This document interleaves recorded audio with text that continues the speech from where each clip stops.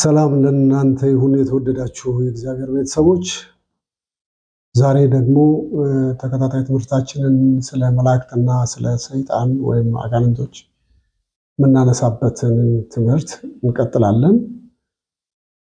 የዛሬው ትምህርታችን ወደ ምዕራፍ 4 ይወስደንና ሕያዋን ፍጥረታት ብሎም ይጠራቸዋል። ሕያዋን ማለት ያው የማይሞቱ እንደማለት ነው። ስለዚህ መንፈስ ስለሆኑ ያንን እንግዲህ የሚቀጥለውን ነገር ለማጥናት እንዲረዳን ቅዱስ እግዚአብሔር መንፈስ እንጋብዛለን፣ እንጸልያለን። አባት ሆይ ስለነበረን ጊዜ ስላሳለፍነው ጊዜ ተመስገን። ደግሞ ይህን እድል ስለሰጠህን እናመሰግንሃለን። እግዚአብሔር አምላክ ሆይ ልታስተምረን፣ ልትመክረን፣ እግዚአብሔር ሆይ የመናፍስቱን ዓለም የምናይበትን እድል ልትሰጠን ይህን ጊዜ ስለሰጠህን ተባረክ። ሁሉ ሲሆን ለአንተ ክብር ይሁን። አሜን። እንግዲህ ምዕራፍ 4 ላይ ባለፈው እንደ ኪሩቤልን ሱራፌልን በሰው መልክ ብለን ብዙ ነገር ተነጋግረናል። 4 የተለያዩ ራሶችና እንደገና ደግሞ 4 ክንፎች አይተናል። 6 ክንፎች አይተናል። እነዚህም ዲቴል በዝርዝር ካየን በኋላ አሁን እያንዳንዱን እያየን ነው። ስለዚህ አሁን የሕያዋን ፍጥረታትን ነው የምናየው። አሁን ደግሞ በሰማይ ምን አለ? የተለየ ተግባር ያለው ፍጹም የተለየ የመላእክት ምድብ እንመለከታለን። እነዚህ ሕያዋን ፍጥረታት የሚባሉትን እነዚህ ምንድነው የሚያደርጉት? በተለይ ግሪኩም እንደዚሁ ነው የተረጎማቸው። ሕያዋን ፍጥረታት ብሎ ነው የተረጎመው። እነዚህ መላእክት ከኪሩቤል ጋራ በእጅጉ ይመሳሰላሉ።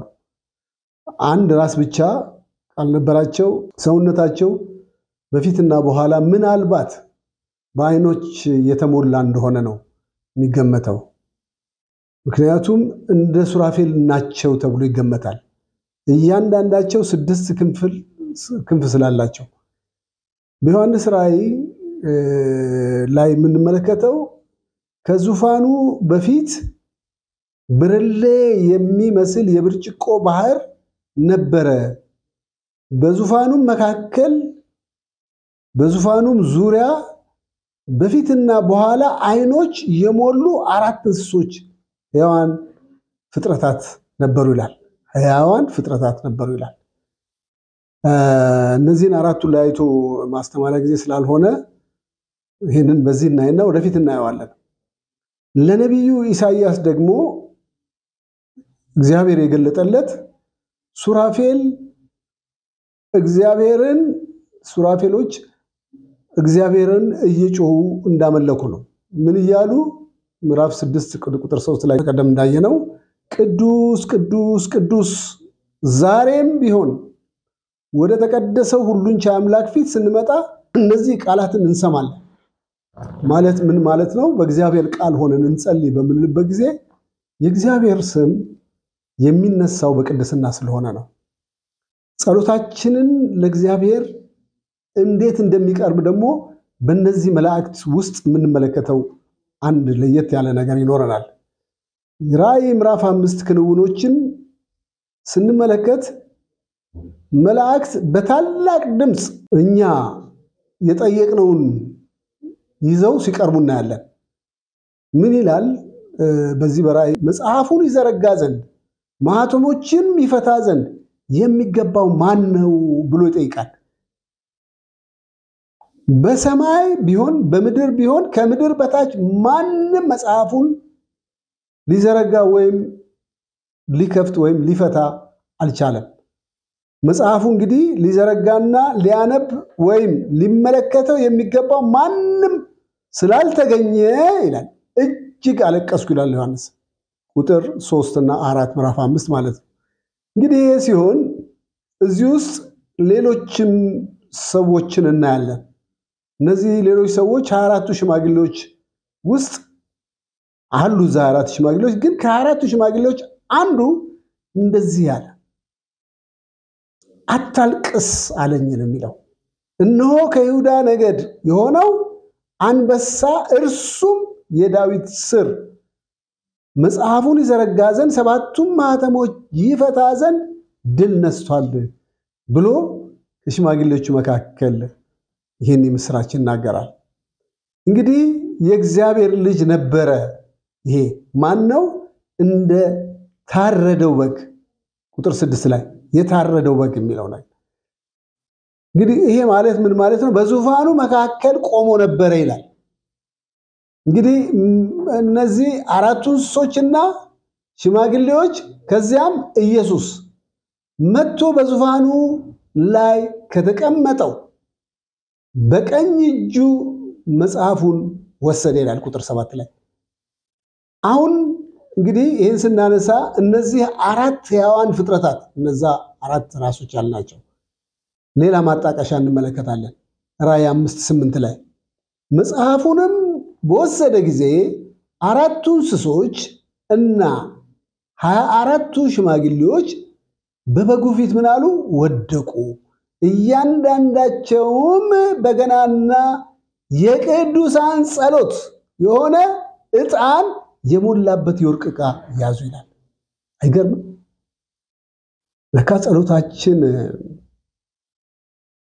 በዛ በከበረ ዕቃ ውስጥ በእግዚአብሔር ፊት የሚቀርቡ ሰዎች ወደ እግዚአብሔር ያቀርቡታል ማለት ነው። የተጠቀሱትን 24 ሽማግሌዎች ያው አንዳንዶቹ የተለያየ ስም ሊሰጧቸው ይችላሉ። ምናልባት እኔ ደግሞ የተረዳውበት መንገድ ወይም ከሌሎች ያገኘሁት ነገር ቢኖር 12ቱ ሐዋርያት 12ቱ ደግሞ የያዕቆብ ወንድ ልጆች ወይም የእስራኤል ነገዶች ናቸው የሚል እምነት አለ። እንግዲህ በዚህ ውስጥ የምንማራቸው ነገሮች እነዚህ መላእክት በእግዚአብሔር ፊት ሲቀርቡ ባዶ እጃቸውን እንዳልሆኑ ነው የምንመለከተው።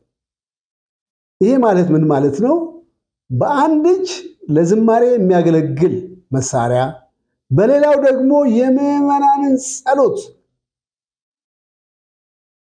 የተከማቸበትን የወርቅ ዕቃ በእጃቸው ይዘው እንደነበረ ነው። እግዚአብሔር ይባረክ። እስቲ እናስተውል።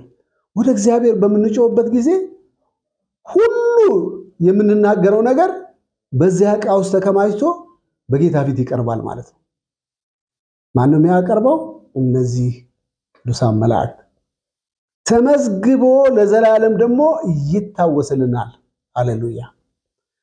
እንግዲህ በአጠቃላይ እዛ ቦታ ላይ የምንሰማው የምናየው እኛ ሊገባን በአሁኑ ጊዜ ላይገባን ይችላል። በዛ መንግስት ስንቀላቀል አዲስ ዝማሬ እንሰማለን። የትም ቦታ ተሰምቶ የማይታወቅ ለእግዚአብሔር ጣዕመ ዜማ የሆነ ያልተቀላቀለ እንግዲህ በሰማይ የሚሆነው ሁሉን ቻይ የሆነውን አምላክ ምን ሆኗል ማለት ነው? በዙፋኑ ላይ ተቀምጧል ማለት ነው። ከእርሱ በላይ ደግሞ እነማን አሉ? ሱራፌል ናቸው። ከእርሱ በታች ደግሞ ኪሩቤሎች አሉ። ከላይ ሱራፌል፣ ከታች ኪሩቤል።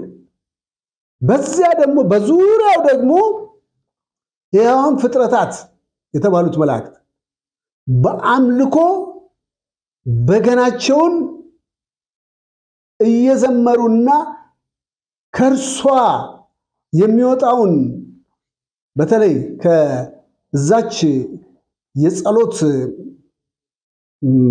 ክምችት ካለበት ውስጥ የሚወጣውን የመዓዛ የዕጣን መዓዛ የምስጋና መዓዛ ተሸክመው ህዝቡ የለመነውን ቤተክርስቲያን የለመነችውን እግዚአብሔርን ለማስታወስ ወይም ለእግዚአብሔር ለማቅረብ ጸሎትን ሲያቀርቡና ሲሰግዱ ሲወድቁ በበጉ ፊት እናያለን። ቁጥር 8 ላይ ይህ ማለት በእግዚአብሔር ልጅ ፊት የሚሰግዱ መላእክት ብቻ ሳይሆኑ እነማን አሉ? 24ቱ ሽማግሌዎች ጭምር ማለት ነው። እንግዲህ ከበጉ ከኢየሱስ በኋላ መጽሐፉን ከእግዚአብሔር እጅ ወሰደ። መጽሐፉን ትወስድ ዘንድ ማኅተሙን ትፈታ ዘንድ ይገባሃል፣ ታርደሃልና በደምህም ለእግዚአብሔር ከነገድ ሁሉ ከቋንቋ ከወገንም ሁሉ ከአሕዛብ ሁሉ ከወገንም ሁሉ ከስጋው ሁሉ እነዚህን ይዘረዝርና ደም ፈጽመ ለእግዚአብሔር ዋጅተሃልና እያለ አዲስ መዝሙር ዘመሩ ይላል። አምላካችንም ነገሥታትንና ካህናት አደረገን። በምድር ላይ እንነግሳለን፣ ይህንን የሚናገረው ራእይ ምዕራፍ 5 ከ9 እስከ 10 ነው። ኢየሱስ ስለ ሰው ልጆች ኃጢአት መሞት ማህተሙን እንዲፈታና መጽሐፉን እንዲከፍት ስልጣን ተሰጠው። መላእክቶች እንዴት እንደምንም በየትኛው አቅጣጫ እኛን ማህተሙንም ሊፈቱ ሊዋጁንም አይችሉም። ከነገር ከቋንቋ ሁሉ የመጡ ሰዎች አልነበሩም። እውነት ነው። ነገር ግን እዚያ የምናገኛቸው መላእክትና ከ12ቱ ሽማግሌዎች ጋር ከ24ቱ ሽማግሌዎች ጋር በመሆን እግዚአብሔርን በማምለክና ደሙን በመስቀል ላይ ስላፈሰሰው ኢየሱስ በማመስገን ከቤተ ክርስቲያን ጋር የሚመላለሱ ናቸው አሁን የጠቀስኳቸው። ለዚህ ነው በአንድነት ተደስተው ምን እንዳሉ እናያለን። 5:12 ላይ ራእይ ላይ የታረደው በግ ኃይልና ባለጠግነት ጥበብም ብርታትም ክብርም በረከትም ሊቀበል ይገባዋል እያሉ ሃሌሉያ እግዚአብሔር ይህን ቀን ይስጠን። እንደምንናፍቀው ጌታ ፊት እንድንሆን እግዚአብሔር ዘመናችንን በከንቱ እግዚአብሔርን ሐሳብ ጥለን እንዳንገኝ እግዚአብሔር ይጠብቃል።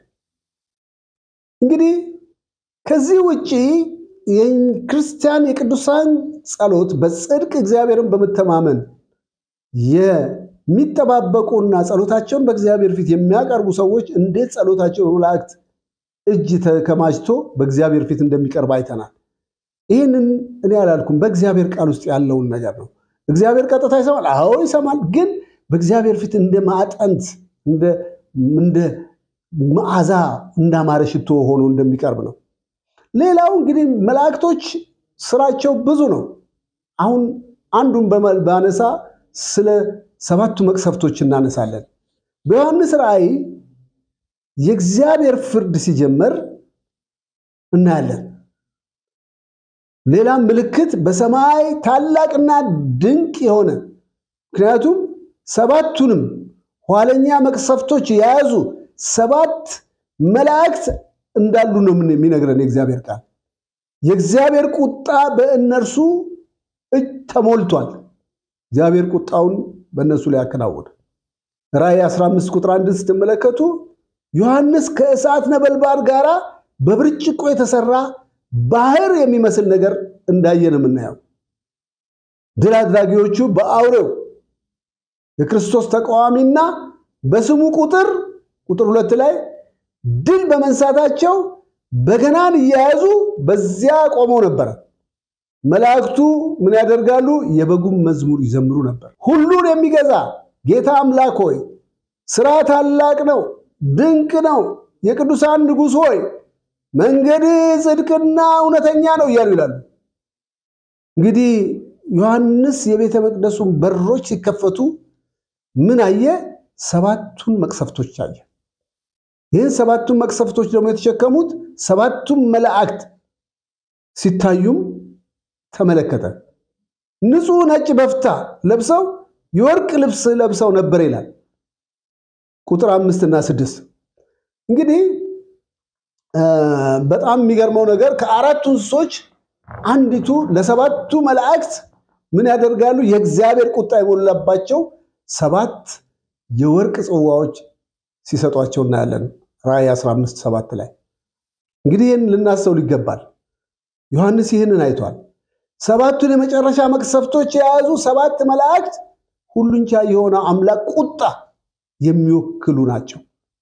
አሁን ግን ከነዚህ ሕያዋን ፍጥረታት አንዱ ወደ 7ቱ እነዛ ሕያዋን ብለን ካልናቸው ከአራቱ አንዱ ወደ 7ቱ መላእክት ቀረበና ምን አደረገ? በቁጣ የተሞላ 7ቱን ጽዋዎች ሰጠ ይላል። ይህ የሚነግረን እነዚህ መላእክት የፍርድ መላእክት መሆናቸውን ነው። አሁን ስለ ሱራፌል የተጻፈ ወደ ኋላ ማስታወስ ያስፈልጋል። ሕያዋን ፍጥረታት ደግሞ የእግዚአብሔርን ቁጣ የሞላባቸው ፍርዱን ጽዋውን ለ7ቱ መላእክት ለሌሎች መላእክት ከሰጡ በኋላ መቅደሱ ከእግዚአብሔር ክብር የወጣ ጢስ ሞላበት ይላል። የ7ቱ መላእክት 7ቱ መቅሰፍቶች እስኪፈጸሙ ድረስ ግን ማንም ወደ መቅደስ ሊገባ አልቻለም፣ መቅሰፍቱ እስኪፈጸም ድረስ። ምክንያቱም ምን ሆኗል? በዛ ውስጥ የእግዚአብሔር ክብር ጢሱ ወጥቷል፣ ወደዛ ውስጥ ለመግባት እንዳይቻል። ቁጥር 8 ላይ ነው ይሄን የምናየው። ይሄ ሁሉም ተፈጸመ ይላል በዛ ቦታ ላይ። ይዘቱ ምን አይነት ነው? ከሰባቱ ጽዋዎቻቸው መፍሰስ ሲጀምሩ ራእይ 16 ላይ ምንድነው የምንመለከተው? አንድ አስደናቂ ትዕይንት ሲገለጥ እናያለን። ይሄ ማለት ምን ማለት ነው? አንደኛ ፊተኛው መልአክ ጽዋውን በምድር ላይ አፈሰሰ። የትኛው መልአክ? ፊተኛው። የአውሬውን ምልክት ባለባቸው ለምስሉም በሚሰግዱ ሰዎች ላይ ከባድና ቁስል ወረደባቸው ይላል 16:2 ላይ። ሁለተኛው ጽዋውን በባህር ላይ አፈሰሰ ይላል። መጀመሪያ በምድር ላይ አንዱ መልአክ አፈሰሰ፣ ሁለተኛውን ደግሞ በባህር ላይ አፈሰሰ። እንደ ሙትም ደም ሆነ፣ ሕያዋን ነፍስ ሁሉ በባህር ውስጥ ሞተ ይላል የመቅሰፍት ጉዳይ። ሶስተኛው መልአክ ደግሞ ጽዋውን ምንድን ያደረገው? በወንዞች ላይ አፈሰሰ፣ ደምም ሆነ ይላል ቁጥር 4 ላይ። አራተኛው ደግሞ ጽዋውን በፀሐይ ላይ አፈሰሰ። በጣም የሚገርም ነው። መቅሰፍቶች በረከቶችንም ከእግዚአብሔር ትእዛዝ የሚቀበሉ መላእክት የሚፈጽሙትን ነው እያየን ያለ ነው። ሰዎችንም በእሳት ያቃጥላቸው ዘንድ ስልጣን ተሰጠው ይላል ይሄኛው አራተኛው መልአክ ቁጥር 8 ላይ። አምስተኛው መልአክ ደግሞ ጽዋውን በአውሬው ማለትም የክርስቶስ ተቃዋሚ ወንበር ላይ አፈሰሰው፣ መንግስቱም በጨለማ ተሞላች ይላል። ከስቃይም የተነሳ ምላሳቸውን ያኝኩ ነበር ይላል ቁጥር 10 ላይ። እንግዲህ አምስተኛው በተቃዋሚው የክርስቶስ ተቃዋሚ ወንበር ላይ ጨለማው ላይ ይህንን ካፈሰሰ፣ ስድስተኛው ደግሞ ጽዋውን በታላቁ ወንዝ በኤፍራጥስ ላይ አፈሰሰ። ውሃው ምን ሆነ? ደረቀ። የሚገርመው ነው። ከላይ የምትመለከቷቸው ሁለተኛው ጽዋውን የያዘው ጠቅላላ በባህር ውስጥ የተፈሰሰው እዛ ውስጥ ያሉ በሙሉ እንዲሞቱ የተደረገ ነው ሕያዋን የተባሉ። ሁለተኛ ወንዝ ላይ ያፈሰሰው ደም ሆነ፣ በቃ ረጋ ማለት ስተገነንት ሆነ ማለት ነው። ሰባተኛውና የመጨረሻው ደግሞ ጽዋ በአየር ውስጥ አፈሰሰው ይላል። አየሩ ሁሉ ኮንታሚኔትድ ሆነ ማለት ነው። በዚህን ጊዜ ነው ቁጥር 17 ላይ ታላቅ ድምፅ ከሰማይ መቅደስ ከዙፋኑ ወጣ፣ እንዲህም አለ ተፈጸመ።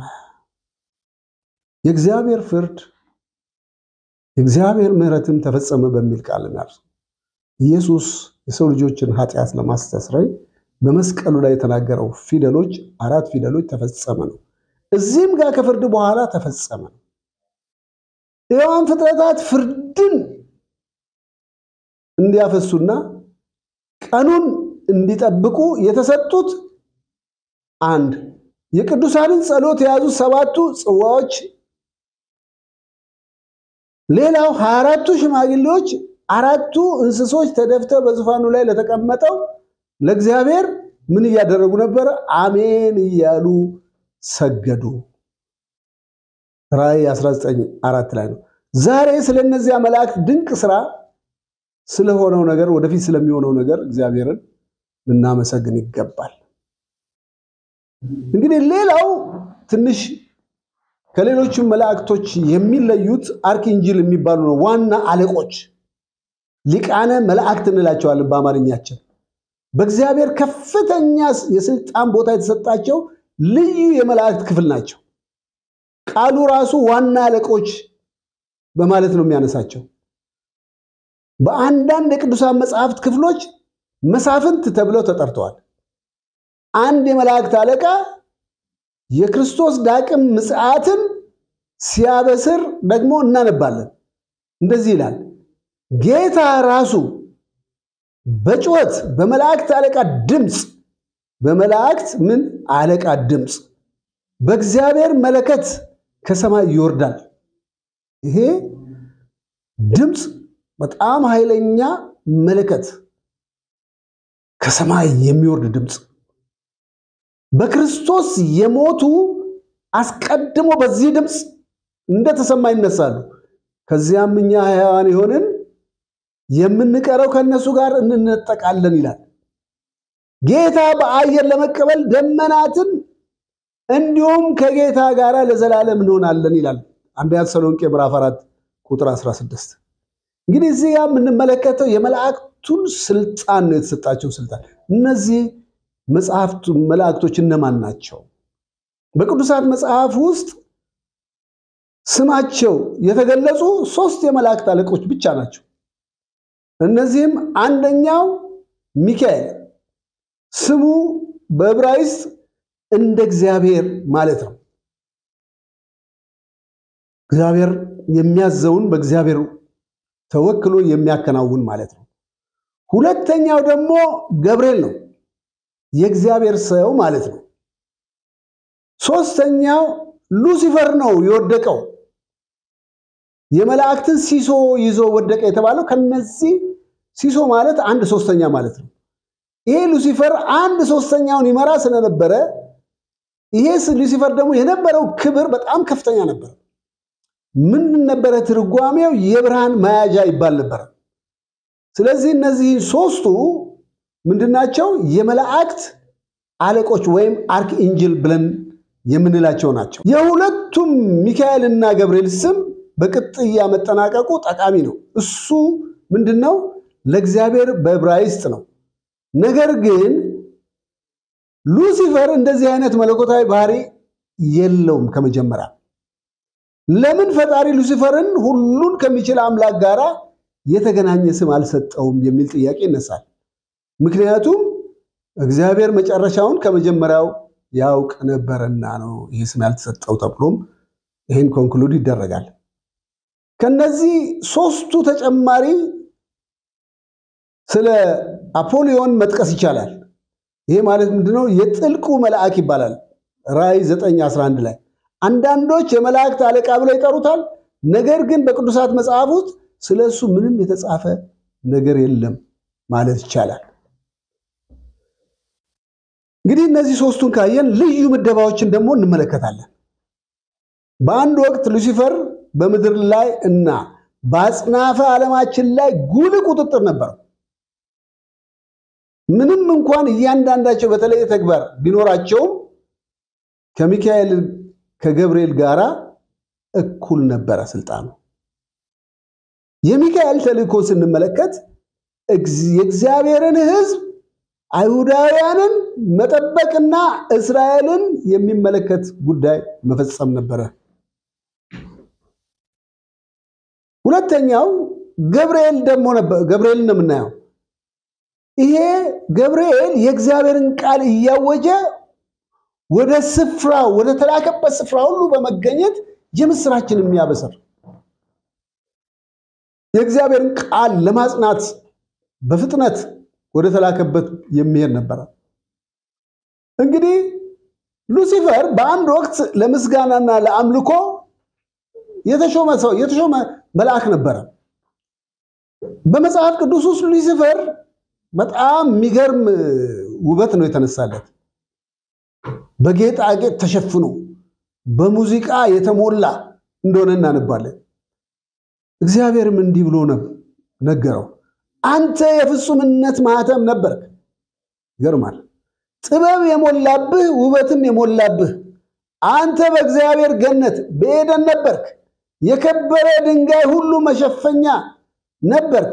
ሰርዲዮስ፣ ቶጳዚዮስ፣ አልማዝ፣ ብርሌም፣ ኢኒኮስ፣ ኢያስፒዮድ፣ ሰንፔር፣ ቱርኩስ፣ መርገድም ከወርቅ ጋር የተፈጠርክበት ቀን የከበሮና የቧንቧ አሰራር ተዘጋጅቶልሃል። ሕዝቅኤል 28 ከ12 እስከ 13 አዲስ አበባ መደበኛ ትርጉም ነው። አንዳንድ ጊዜ ለየት ያለ ሊሆን ይችላል በሌላ ትርጉም ስታዩት። ስለዚህ እርሱ ሕያው ተዋንያን ነበረ፣ ዋና ተዋንያን ነበረ።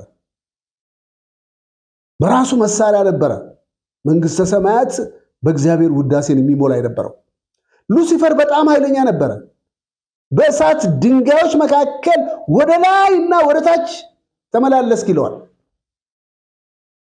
ይሄ ማለት ቁጥር 14 ላይ ሁሉን ቻይ በሆነው አምላክ ፊት የሚሄድ ስልጣን ነበረው። ይህ ተራ መልእክት አልነበረም። እግዚአብሔር ሉሲፈርን ጠራው።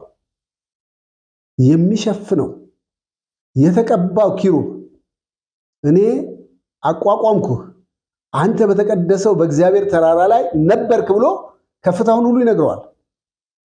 የመላእክት አለቃ ወይም አለቃ መልእክት ሹመት ስለነበረው ሕዝቅኤል ከገለጻቸው ኪሩቤል መካከል አንዱ እንደሆነ የተረጋገጠ ነው። ይሁን እንጂ የእግዚአብሔር የማዕረግ ስም አልተሰጠውም። የተቀባው ኪሩብ ምክንያቱም እሱ ከአምልኮ ጋር የተያያዘ ብቻ ስለነበረ ነው። እንግዲህ ከዚህ ጋር አያይዘን የሉሲፈርን ውድቀት ስንመለከት ሉሲፈር በሰማይ ያለው ብቸኛው መልአክ ሲሆን ሁለት ቢሮዎችን የያዘው የአምልኮ መሪና ይሄን ኪሩብ የሚሸፍንም ነበር። ይሄ ማለት ከሌሎች በላይ ከፍ ከፍ ብሎ ነበር። በመጨረሻም እነዚህ ማዕረጎችና ቦታዎች ሉሲፈር በታላቅ ኩራት እንዲሞላ አድርጎት ነበር። እንደውም እንደ እግዚአብሔር ሊመለክ ፈልጎ ነበር። ይሄ በቅናት የተነሳ ከመንግስተ ሰማያት እንዲወርድ ምን አድርጎታል? የራሱ ባህሪ እንዲወድቅ አድርጎ ከሰማይ ወደ ምድር እንዲጣል አድርጎታል። ሉሲፈር ከሁሉ 1/3 መላእክት ይዞ ወደቀ። ቅድም እንዳነሳሁት 3 አርክኤንጅሎች አሉን ወይም አለቃ ሚካኤል፣ ቅዱስ ሚካኤል፣ ቅዱስ ገብርኤል፣ ሉሲፈር። ይሄ እንግዲህ ሲሶን የራሱን በሱ ስር የነበሩትን ሁሉ ይዞ እንደወደቀ ነው የሚያሳየው እግዚአብሔር ቃል ላይ የተጻፈው። እንግዲህ የእግዚአብሔር ቅዱሳን መላእክት የነበሩትን ሁሉ አበላሽ። በኋላም በራሱ በእግዚአብሔር ላይ ምን አደረገ? አመፀ፣ እነሱንም አሳመፀ።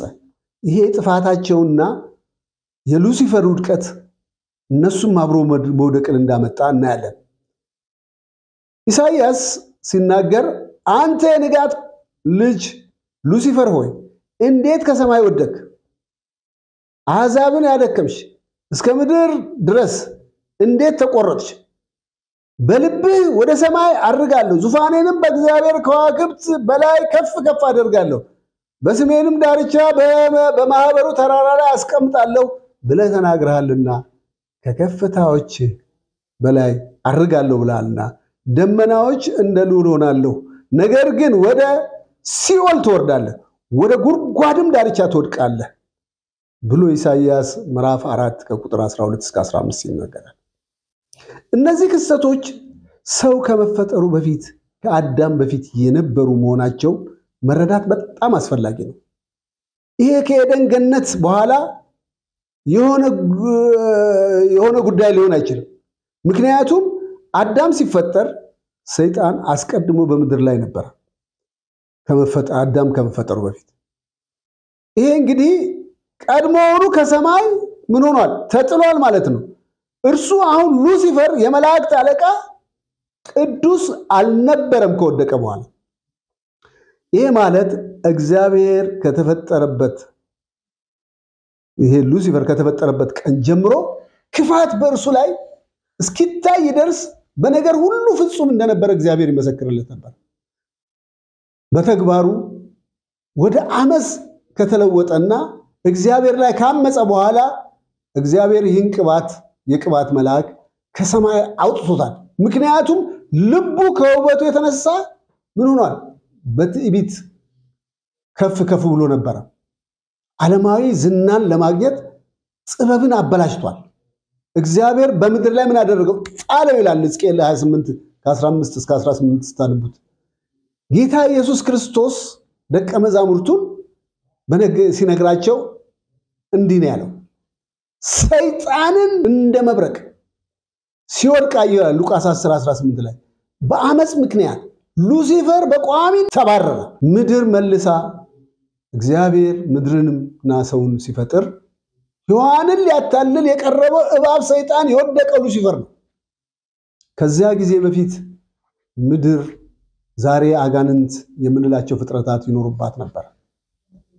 ይህ ሊያስገርመን እንደሚችል ይገባኛል። ነገር ግን አዳም ሳይኖር በፊት አካላዊ ዘር በምድር ላይ አልነበረም።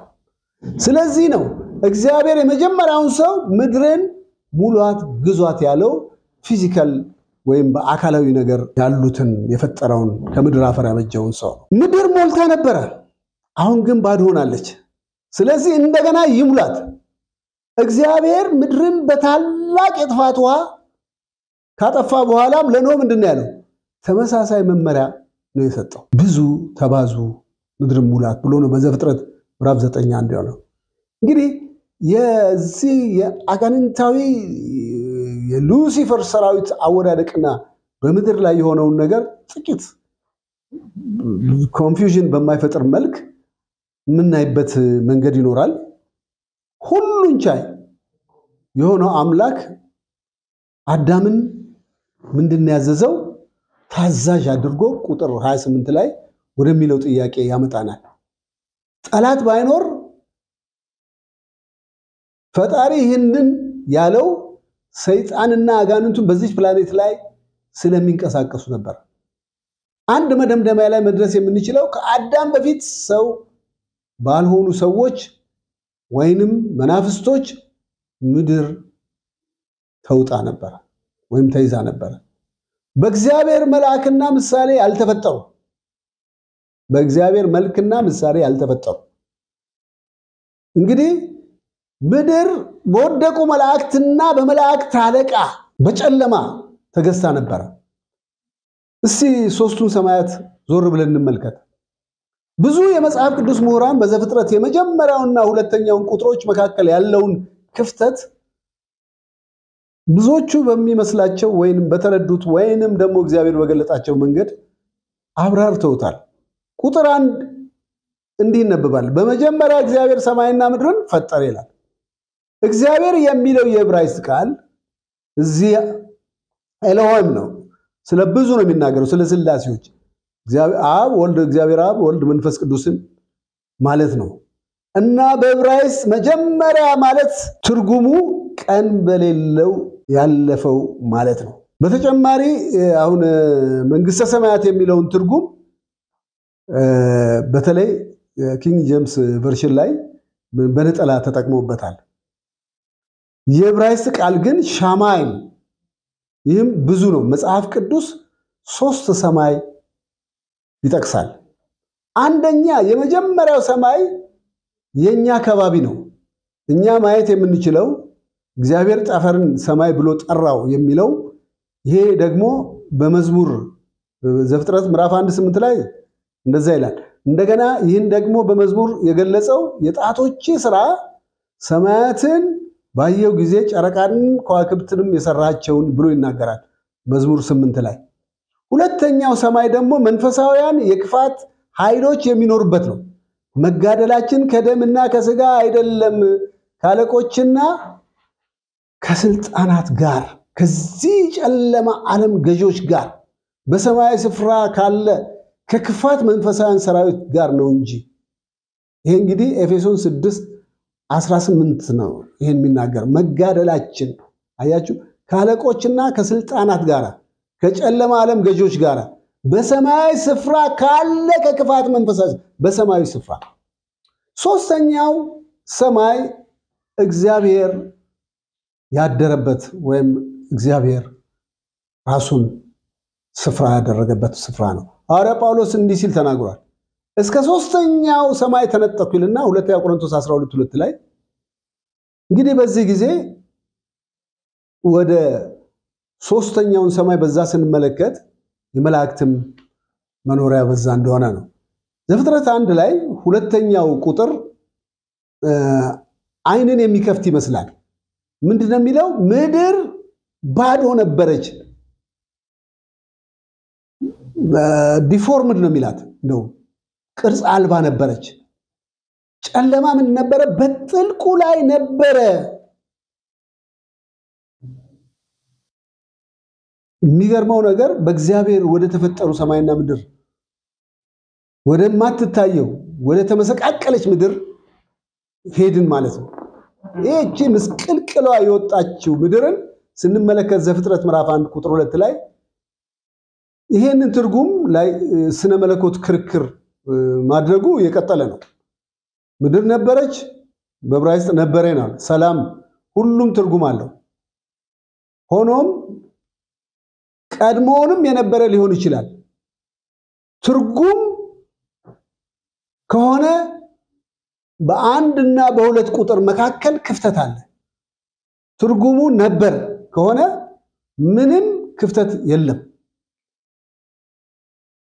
ይሄ ቅድመ አዳማዊ ዓለም የለም ልክ ነው በሌላ አነጋገር በጥቅሱ ምድር ሆነ ያለ መልክ ማለት ቅርጽ አልባ እንደነበረች ምንመለከተው ቅዱሳን መጻሕፍት በመናጠናበት ጊዜ ይሄንን ነገር እናያለን እግዚአብሔር በዘፍጥረት ምዕራፍ 1 ላይ የፈጠረው ምድር በእውነት ለማስተካከል ረጅም ጊዜ የፈጀ ዝብርቅርቅ ያለች እንደነበረች ነው የምናየው አሁን ሌሎች እንደሚሉት በዝግመት ለውጥ አይደለም ነገር ግን በቁጥር 2 ላይ ምድር ባዶ ከሆነች ሙሉን ተለውጣለች ማለት ነው ለምን ምክንያቱም መጽሐፍ ቅዱስ እንዲህ ይላል እግዚአብሔር ራሱ ምድርን ሰራትም አጸናውም እንጂ በከንቱ አልፈጠረውም ይላል ኢሳይያስ 45:18 ላይ የሰማያዊ አባታችን ሁከትን አይፈጥርም ስራው ፍጹም ነው ምክንያቱም ያ ቅርጽ አልባ የሆነው ጨለማ የሆነው ይሄ ሁሉ ዝብርቅርቅ ያመጣው እግዚአብሔር ነው ብሎ ማለት ድፍረት ይሆናል ብዬ አስባለሁ ነገር ግን እዚህ ላይ የምናየው ፍጹምነት በሉሲፈር ውድቀት ተደበላልቋል ወደ ምድር በተጣለ ጊዜ እግዚአብሔር በምድር ላይ በቁጣ እንደፈረደ በኢዮብ መጽሐፍ ላይ ተመዝግቦ እናገኛለን ተራሮችን ያፈልቃል ቁጣውንም የሚገለብጣቸውን ጊዜ አያውቁም ምድርን ከስፍራዋ ያናውጣል ምሰሶቿን ይንቀጠቀጣሉ ፀሐይን ያዛል አትወጣም ከዋክብትን አትማል ይላል ኢዮብ 9 ላይ ኢሳይያስ እነሆ ይላል እግዚአብሔር ምድርን ባዶ ያደርጋታል ባድማ ያደርጋታል ይገለብጣታል የሚኖሩባትንም ይበትናቸዋል ብሎ ይላል እግዚአብሔር በቁጣ ከዋክብትን ከአዳም ዘመን ጀምሮ ምድር የተገለበጠችው መቼ ነው ብለን አንዳንድ ጥያቄዎችን ልንጠይቅ ይችላል የሰው ፍጥረት እነዚህን ክስተቶች መከሰት በነበረ ጊዜ አንዳንድ ነገሮች ሊከሰቱ ይችላሉ ነገር ግን የመጀመሪያው ክስተት ግን ፈጽሞ በሌላ መልኩ እንደተከሰተ እናያለን እግዚአብሔር የፈጠረው ፍጹም ዓለም እንዲታወቅ ያደረገው ማን ነው ብለን ነው የምንለውኛ ከሉሲፈር ውድቀት በኋላ ያለ መልክና ባዶ የሆነችበት አንድ አስደናቂ ነገር ሲከሰት እናገኛለን የእግዚአብሔር መንፈስ በኋላ ይሰፎ ነበር ይላል ቁጥር 2 ላይ ፍጹም ምድር የሆነች እንድትስተካከል አንድ መደምደሚያ እግዚአብሔር እንዲህ እስኪል ድረስ ውሃው በረዶ ነበር ምክንያቱም እግዚአብሔር ቁጥር 3 ላይ ምን አለ ብርሃን ይሁን አለ እንዲታይ ያኪዮስ የጨለማው ገዢ ያበላቸው ስለዚህ እግዚአብሔር በበረዶዋማ ፕላኔት ፊት ላይ ሲንቀሳቀስ ነበር ይሄንን በዛን ጊዜ የአየር ሁኔታው ጤነኛ አልነበረ ይሄ በሊቃውንቶች በብዙ የተረጋገጠ እንደሆነ ነው ብዙ የሚናገረው ብዙ ጽፎች በምድር ላይ የሚንከራተቱት እነዚህ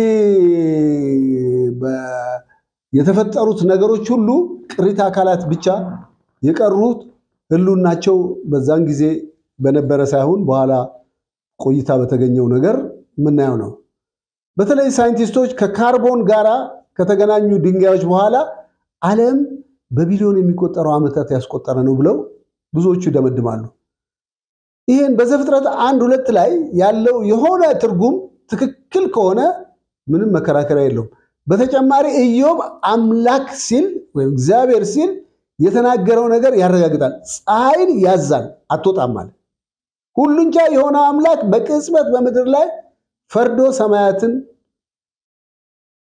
ያዛል ከሰማያት ያዛል እንግዲህ በአጠቃላይ በዚህ መጽሐፍ ቅዱስ እውነት መሆኑን ሳይንስም እንኳን ያረጋግጥልናል። ከአዳም በፊት የነበረው ዓለም እንዲሁ ምናባዊ አይደለም። አዳም ከመፈጠሩ በፊት ብዙ ምርምር አላቸው። ብዙ ቢንግ ባንጉ ምኑ ሁሉ ሊነሳ ይችላል። የሰው ልጅ ግን ከዛ ውስጥ እንዳልወጣ ነው እግዚአብሔር የቀን ቀመር ካወጣ በኋላ ነው። እንግዲህ ቅድም ሶስቱን ነገሮች አይተናል።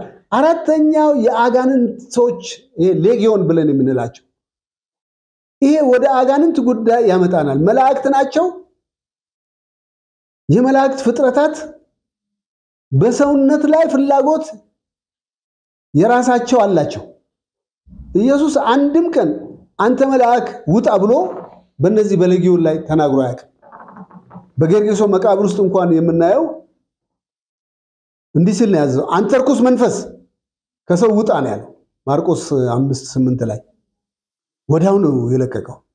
አጋንንት አካል የሌላቸው መናፍስት ናቸው።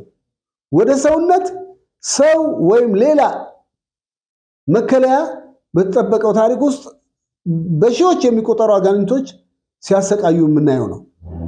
ይህን የምናውቀው በሰውዬው ውስጥ የነበረው ጋኔን ጌታ እንዴት እንዳሰቃየው ባወቀ ጊዜ መጽሐፍ ቅዱስ ይህን ዘግቧል። አንድ ሌጊዮን ነው እኮ ያሉት 6000 በአንድ ሰው ውስጥ። እንግዲህ ወደ እሪያዎች እንኳን ሲገቡ 6000ዎቹ 3 ሆነው ነው የገቡት 2000። አሁን በፍጹም ሊቋቋሟቸው አልቻሉም። የሰው ልጅ ግን ምን ያህል ጠንካራ ነው! 6000 አጋንንት ተሸክሞ እነዛ እሪያዎች ግን 3ቱ መሸከም አቅቷቸው ወደ ባህር በሙሉ ጠለቁ። ጋኔኑ ያለውን ነገር እስቲ ያስቡት። ስንት ናችሁ? እነማን ናችሁ? ብዙ ነን፣ ስሜ ሌጊዮን እባላለሁ አለ ማርቆስ 5:9 ላይ። አንድ ሌጊዮን 6000 ሰራዊት ማለት ነው። በአንድ አካል ውስጥ ለመኖር የማይታመን ቁጥር ነው። አጋንንት ከሰሩት ቦታ ጌታ ኢየሱስ ክርስቶስ ከዚያ ውስጥ ሌላ ቦታ እንዲገቡ ሲማጸኑ እናያለን። በአቅራቢያ ብዙ የአሳማዎች መንጋ ቅድም ያልኩት ነገር ስለነበሩ እሪያዎቹ እንድንገባ ብለው ሲሉ እዛ ገቡ። እንግዲህ 2000 በገደል ላይ ወደ ባህር እንደገቡ እናያለን። ይሄ እንግዲህ የጋኔኖችን ነገር ነው። ሌላው ታላቁ አታላይ የሚባል አለ። ይሄ ምናልባት እነዚህ አጋንንት እነማን ናቸው እና ከየት መጡ ብለን ስንል ሉሲፈር የእግዚአብሔርን ቦታ ለመያዝ እቅዱን ለማስፈጸም ወደ ሰማይ እንደወረረና ራሱን ልብህ ወደ ሰማይ አድርጋለሁ፣ ዙፋኔንም በእግዚአብሔር ከዋክብት በላይ ከፍ ከፍ አደርጋለሁ፣ በሰሜንም ዳርቻ በማህበሩ ተራራ ላይ እቀመጣለሁ አለ። ደመናዎች እንደ ልዑል ሆናለሁ ብለ ኢሳይያስ 14 ላይ ይህን ሲናገር ታያላችሁ። በዚህ ክህደት ማን ረዳው ሲባል በምድር ላይ የኖሩ መላእክት እና አጋንንቶች ሉሲፈር በሰማይ ካሉት የመላእክት ሁሉ 1/3 አዛዥ ስለነበረ በእግዚአብሔር ላይ ያመጹትን ሰይጣን በቅዱሳት መጽሐፍ ውስጥ ከሰማይ ወደ ምድር የወደቀ ኮከብ ተብሎ ተጠርቷል ራእይ 9:1 ላይ እና ያንን ተናግሯልና እንግዲህ የሰማይ ከዋክብት 1/3 ከራሱ ጋራ መጣሉን ራእይ 12:4 ላይ ይህን ደግመን እናያለን። እንደዚህ ይላል ቁጥር 9 ላይ ዓለሙን ሁሉ የሚያስተው ዲያብሎስና ሰይጣን የሚባሉ ታላቁ ዘንዶ እርሱ የቀደመው እባብ ተጣለ፣ ወደ ምድር ተጣለ፣ መላእክቱም ከእርሱ ጋር ተጣሉ ይላል። እንግዲህ ለዛሬ እዚህ ላይ እናቆምና እንዴት 1/3 የተጣሉት መላእክት ማሳመን እንዴት እንደቻለ በጥቂቱ ለማንሳት በሚቀጥለው ትምህርታችን ሞክራለሁ። በእርግጥ ይሄ በጣም መንፈሳዊ ወይም መንፈስ ምን እንደሆነ የምንገልጥበት ትምህርት ስለሆነ የሚከብድ ነው፣ ይገባኛል። ግን ቀስ በቀስ ስትራክቸራቸውን ካየን የት ጋር እንደወደቀ ለምን እንደተጣለ እነዚህ የመላእክቶችን ልዩነት ቅድም ያነሳናቸው አሁን ሚካኤል፣ ገብርኤል፣ ሉሲፈርን ስናነሳ ለምን ስማቸው ልዩነት፣ ስልጣናቸው ልዩነት ይህን ሁሉ አይተናል። እና እግዚአብሔር በረዳን መጠን በሚቀጥለው ፕሮግራም ላይ በአራተኛው ትምህርት ላይ እንገናኛለን። እግዚአብሔር ዘመናችሁን ይባርክ። በተረፈ የተለያዩ ምንጮችን የእግዚአብሔርን ቃል አጥብቃችሁ እያነበባችሁ እንድትጠብቁኝ ጠይቃችኋለሁ። ጌታ እግዚአብሔር ይባርካችሁ። ጸልየን እንጨርሳለን። እግዚአብሔር ሆይ ስለነበረን ጊዜ ተባረክ። ቀሪው ዘመናችንን ደግሞ ለአንተ ክብር ይሆን ዘንድ ይህንን የክፉ ሰራዊትን የምንቃወምበት ጉልበትና አቅም ጸጋ ታበዛልን ዘንድ በኢየሱስ ስም ጸለይን። ሁሉ ሲሆን ግን ለአንተ ክብር ይሆን። አሜን።